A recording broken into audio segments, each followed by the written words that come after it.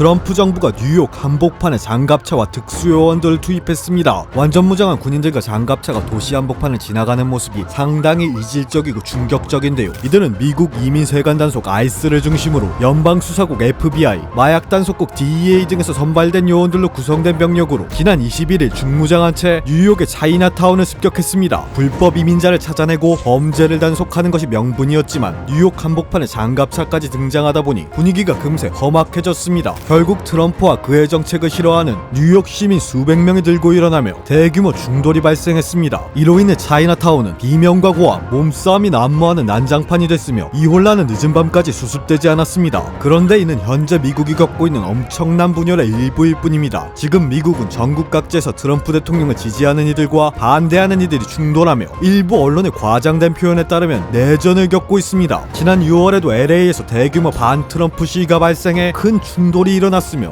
요즘엔 시카고 등 트럼프에 반대하는 이들이 많은 지역에서도 연달아 충돌이 벌어지고 있습니다. 이에 트럼프 대통령은 친트럼프 성향의 주들에서 주방위군을 투입하려 하는 등 초강경 대응을 하면서 분열이 더 노골적으로 드러나고 있는데요. 지난 10월 19일에는 미국의 왕은 필요 없다며 트럼프를 왕에 빗대 비난하는 노킹스 시위대가 전국 각지에서 들고 일어났습니다. 언론 추산으로 무려 700만 명의 인파가 트럼프에 반대한다며 여러 도시에서 행진을 이어갔는데요. 하지만 이들이라고 무조건 올바른 것은 아닙니다. 지금 보시는 멕시코계 시위대처럼 엄연한 미국 땅에서 멕시코 깃발을 흔들며 이 정부의 권위에 반발하는 이들도 있거든요. 트럼프를 지지하는 이들은 이 모습을 보며 외국인을 몰아내야 한다고 목소리를 높이고 있습니다. 참 어지럽습니다. 그야말로 난세라고 해도 과언이 아닌데요. 이에 많은 미국인이 1860년대 노예제 폐지를 두고 벌어졌던 남북전쟁을 언급하며 내전이 나는 것이 아니냐 걱정하고 있습니다. 물론 과한 걱정입니다. 남부와 북부가 선명히 나뉘어 싸웠던 과거와 달리 지금은 친트럼프 세력과 반트럼프 세력이 복잡하게 얽혀있어 내전이 일어나는 것은 현실적으로 어렵습니다. 하지만 그럼에도 내전에 준하는 사태가 일어나지 말라는 법은 없죠. 최근 장성 800명을 모아 중성을 확인하는 등 군을 장악하기 위해 애쓰는 트럼프 대통령이 계엄령 중에 악수를 두거나 반트럼프 세력에서 과격한 인물이 경찰이나 군인 등 정부 관계자를 대대적으로 습격한다면 미국은 수습 불가의 공황에 빠질 겁니다. 현실성은 아주 낮지만 돌아가는 꼴을 보면 불가능한 일은 아니란 것이죠. 그렇다면 정말 미국에서 내전 또는 그에 준하는 사태가 일어난다면 세계 정세는 어떻게 될까요? 또 우리는 어떤 일을 겪게 될까요?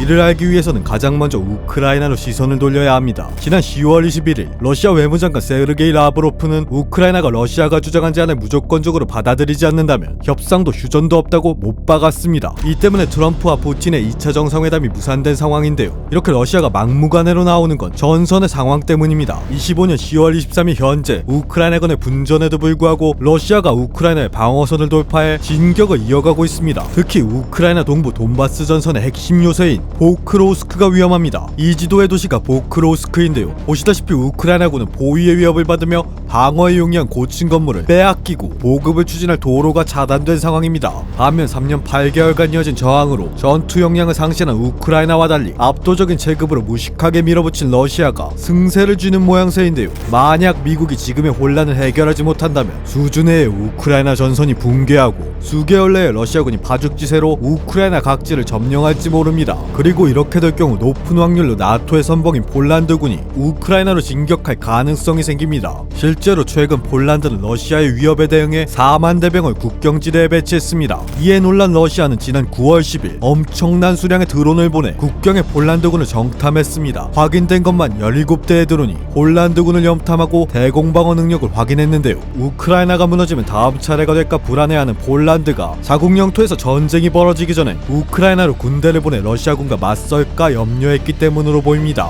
한국산 무기를 미친듯이 사들이는 폴란드군의 모습을 보면 마냥 틀린 이야기도 아닌 것 같기는 한데요. 따라서 미국이 내전을 겪는다면 우크라이나 전쟁이 유럽과 러시아의 전쟁으로 확대될 가능성이 있습니다. 그리고 이렇게 나토와 미국이 혼란에 빠지면 중국이 대만을 칠 가능성이 높아집니다. 현재 중국은 상륙에 필요한 인공부대를 쓰기 위해 선박을 개조하고 각종 상륙 함정을 찍어내는 중인데요. 미국이 아시아에서 손을 놓는다면 당장 대만을 쳐도 이상하지 않은 상황입니다. 한마디로 온 세상이 전화에 휩싸일 수 있다는 것이죠. 끔찍합니다. 그렇다면 이 상황에서 한국은 어떻게 어떻게 될까요? 우선 러시아와 완벽히 적을 지게 됩니다. 우리가 유럽과의 외교를 포기할 게 아니라면 우리 무기를 구매한 나토 국가들을 지원해야 하고, 그러면 사이가 갈라질 수밖에 없겠죠. 그리고 동시에 중국의 위협에 노출됩니다. 중국군이 대만을 공격한다면 우리 수출입 물동량 90%가 지나가는 대만 해협이 봉쇄되면서 자연스레 유가와 식료품 가격이 급등하며 큰 경제적 혼란이 올 것이고, 만에 하나 중국이 이긴다면 중국은 대만 해협이라는 지리적 이점을 이용해 한국을 노예화하려 할 겁니다. 여기까지 정말 이뤄진다면 우리는 중국 북한과의 전쟁이나 굴욕적인 항복 중 하나를 고르게 될 겁니다. 정말 끔찍한 일이죠. 그러니까 되도록 미국이 안정되어 우크라이나의 패전을 막고 대만을 지켜줬으면 좋겠습니다. 하지만 쉽지 않을 것 같은데요. 제발 평화가 깨지질 않길 바랍니다. 이상 밀리로그였습니다.